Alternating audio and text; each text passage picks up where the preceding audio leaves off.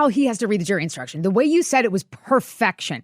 That's the only way that I can wrap my head around this. Yeah, and it's really but complicated. the jury has to understand that. But so really, I think a lot of this case will come down to reasonable mistake versus unreasonable mistake, because that's the key that unlocks getting to self-defense. Okay, that makes sense. So basically, even though she that's wasn't actually threatened, he wasn't armed, he wasn't going to do anything to her. Okay, that's still the key to getting to self-defense, and that's how you think the jury instruction needs to be read in a way. So the key to getting to self-defense is kind of going through the reasonableness of the mistake.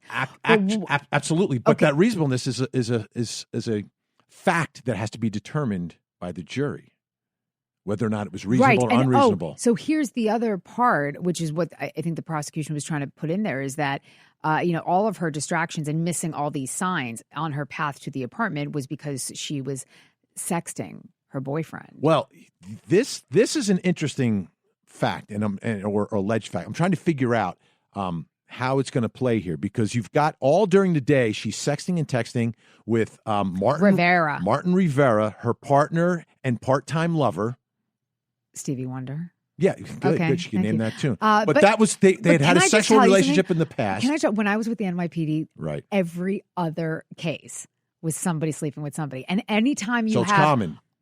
Oh my God! Every time you have like a male, female partners, they always end up having sex.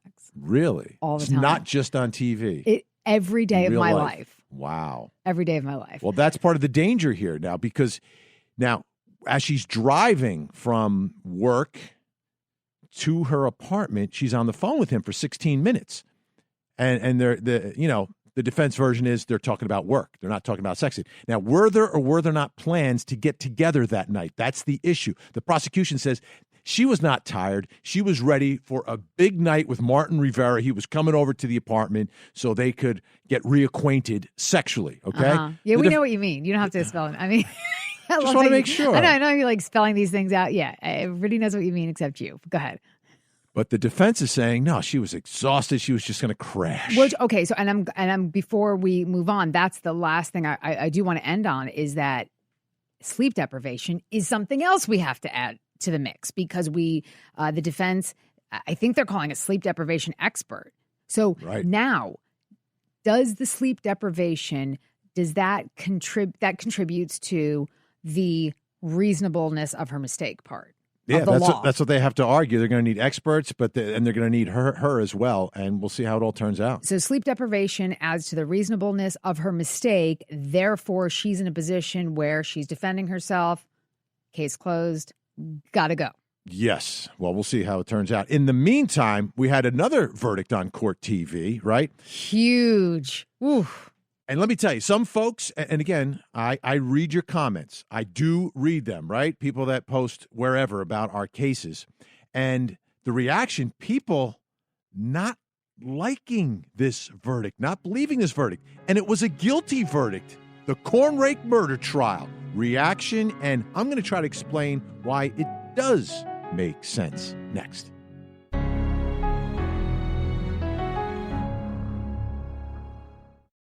Court TV is everywhere. This is Court TV, your front row seat to justice. With live gavel-to-gavel trial coverage. We'll bring you the most compelling trials across our nation. I am a homicidal maniac. On the air, online, in your pocket. You'll see and hear all the evidence. Can you take the hose and squeeze it? And streaming free on Roku, Fire TV, and Apple TV. The verdict is in.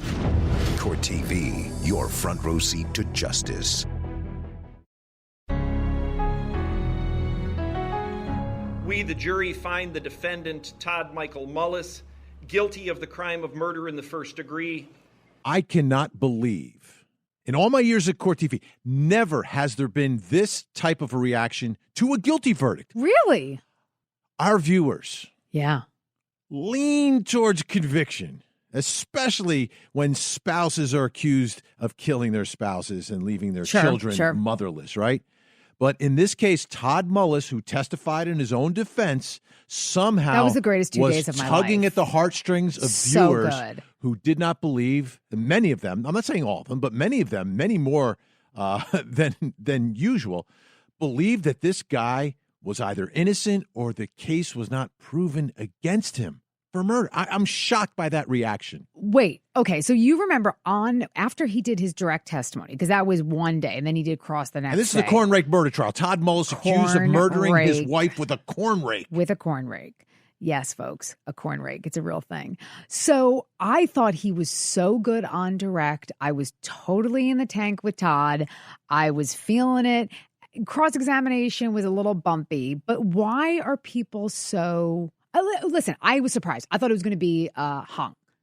Yeah. I thought it was going to be a hung. No, Iowa, they come to a conclusion. They like to finish things up. Iowa Right. juries. I think they do. I think they do. That's You're just like the way the they are. spokesman for I'm the state of spokesperson Iowa. for the state of Iowa. Now all of a I've sudden, have you been to I've never Iowa? covered a hung jury in Iowa. That's all I'm saying. They Oh, always have. okay, Haven't- okay. It hasn't been a ton of trials, but never. Okay, never so a hung not jury. a lot of trials. But never You're hung. not from Iowa, but now you're the spokesperson for Iowa. Okay, go. So why are people so upset? They're upset because they don't believe that it was proven beyond a reasonable doubt. They don't think the evidence was there. But let me just explain this to you, folks. It's an Iowa farm. It's in the middle of nothing. There is huge farm. It's a huge farm, but the actual buildings are very isolated from any neighbors. Okay, so in order for some third party to somehow wander onto the farm for the intent to kill Amy Lynn Mullis, first of all, they had to get there without anyone noticing. Todd Mullis that morning went out before breakfast, came back after breakfast, and he testified. He didn't see anyone, okay? Yeah. There was no one else on that farm. But there are, at least in our graphics, and we could see things on courttv.com, but you can tell, like, anywhere on that farm, because there's no high trees. There's nothing high. No. You could see a car approaching for miles. And you've seen it in the movies. When someone's Yes. driving down one of those Iowa gravel roads, the dust is flurrying, and 5 minutes before they get there that someone's coming. Nobody else, there's no evidence anyone else was there. Now, if someone happened to make their way to the farm, I don't know how you would get there. You'd have to drive there. I don't know where you're hiding the car, okay? Right. But let's say they even got there. They showed up without a weapon, and they showed up knowing that at some point that morning, Amy Mullis is going to leave the North Hog Barn, right? By herself to go to the red shed to get that pet carrier. And when she does that, I know as this mystery third-party murderer, I know there's a corn rake in there. You knew so it. when The she corn gets in that rake is red in shed, there. I'm going to murder her with that corn rake. It's preposterous because if you're going there to kill Amy Mullis, you're bringing a weapon and you're using it. Because if Todd Mullis catches you or finds you, he's got a house full of guns. And he's going to use it on you for trying to kill the mother of his children, if that is the actual story, which to me is unreasonable doubt. Unreasonable, right. Unreasonable doubt. Incredible. Okay? So it had Not to be someone on the believable. farm. So I don't know what these people are thinking. Are they all thinking that the son did it? No. Okay, wait. Hold on a second. I'll tell you what the problem is. It's people are not happy with the verdict because the prosecution didn't prove it beyond a reasonable doubt. The timeline is a big problem because Tristan, the son, testified that at the deposition, he said there was only 1 minute, 40 seconds where he was away from his dad. Right. At the trial, he said, I don't remember the time. Right. I don't remember the time. So how much was it? Was it 2 minutes? Was it 5 minutes? Nobody was it a heard half hour? any noises. Her injuries, she had facial injuries. She had scrapes and bruises to her face. She had lacerations to her knees. She had bruises, Did you just say no one lacerations- heard any noises? Yeah. Well, if To her knuckles. if Todd and Tristan are in the North Hog Barn and this third party mystery murderer that I talked about earlier in the podcast Yeah. a couple seconds ago, I was here. I was they like didn't right hear here. that either.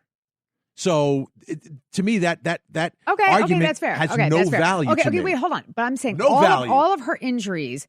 Okay, again, face, knees, hands, knuckles, that blunt force trauma to the jaw, which was not consistent with falling on the floor. It wasn't consistent with an accident. It was, Right. yeah, okay. And then you have the 2 or 3 strikes to the back with the corn rake, producing 6 puncture holes. All of that takes time. You can't do that all in 1 minute and 40 seconds. But your premise is wrong. There is no timeline. The defense did not try to get a time. Well, the defense did through Todd Mullis, okay? Yeah. Todd Mullis's timeline when he testified was Tristan, when he left the North Hog Barn to go into the office that is attached to the hog barn, Yeah. was in there for just seconds. Just seconds. And now, so his testimony now is that Tristan cannot remember that it took just seconds to get a drink and then come back. Because that's what Todd's saying. He just went in there, got a drink, and came right back within seconds. Okay? That's the defense timeline. That is a lie. Because if it was just seconds, there's no way that Tristan wouldn't remember that it was just seconds. And there's no way that... Wait, Tristan's like 14 years old. 14 years you don't old. Know what he's going to remember. He knows the not. difference between, hey, I went there for a drink for 2 seconds. Hold on a second. This kid a week ago said 1 minute, 40 seconds, and the next week says, I don't remember. After talking to his attorney. A lot of credit. After speaking with his attorney. Who? What was the conversation with his attorney after his deposition? Was there a conversation about...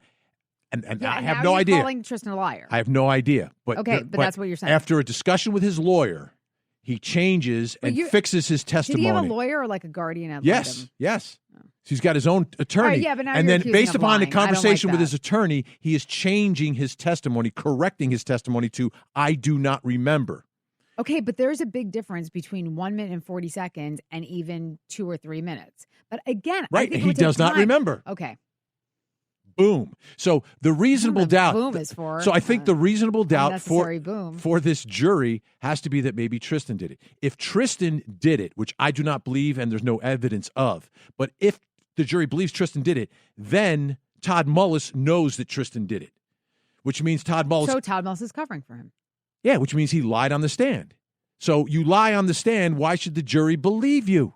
Oh, okay, but now you're setting this up as a very noble endeavor by a father to take the not fall. necessarily, no, because I don't believe that. But I'm saying if the jury if in fact Tristan did it, which I do not believe, and there was no evidence of, and no one argued for. Okay. But if that's what the viewers and listeners and perhaps other people who are watching the trial believe is the reasonable doubt, there's no evidence of it, and if it did happen, Todd Mullis would know about it, and he did not say anything. His attorney didn't say anything. The verdict stands. Because he's protecting his son, maybe.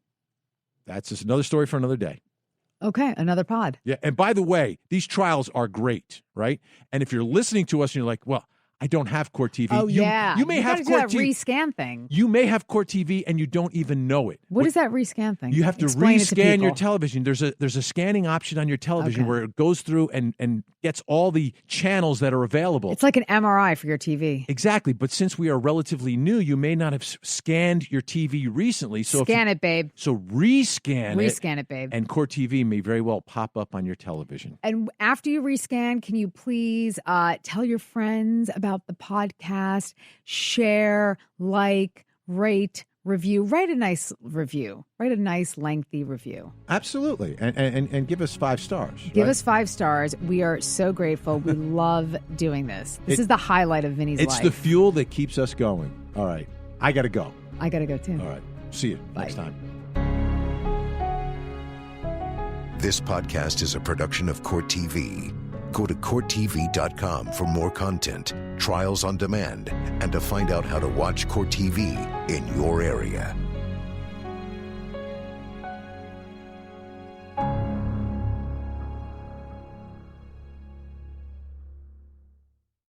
The internet has changed, so should the way you bank. PNC Virtual Wallet for digital banking. It's time for a change. Now through March 31st, earn up to $300 when you open and use a select new virtual wallet product. Simply establish a qualifying direct deposit. To learn more, visit a branch or pnc.com/checking offer. PNC Bank. Make today the day. Visa is a registered trademark of Visa International Service Association and is used under license. PNC Bank, National Association. Member FDIC.